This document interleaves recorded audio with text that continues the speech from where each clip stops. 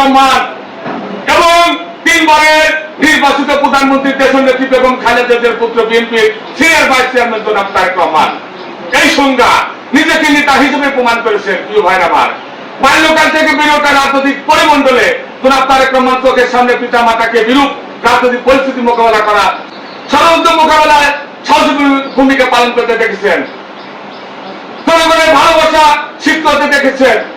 একই সাথে অনুভব আর্জন রাজনৈতিক সহকর্মীদের মধ্যে দুঃসময় বেমানি করতে দেখেছেন। প্রিয় ভাইরা আমার, শুধু দেশ ও দেশের মানুষের সার্বভৌমত্বের পতাকাটি দুই হাতে ধারণ করার শপথ নিয়েছেন। প্রিয় ভাইরা আমার, পাবনা শিমুল বিশ্বাস জিন্দাবাদ, বিবি শামসুল রহমান জিন্দাবাদ, আল্লাহু ইজ ওয়ান।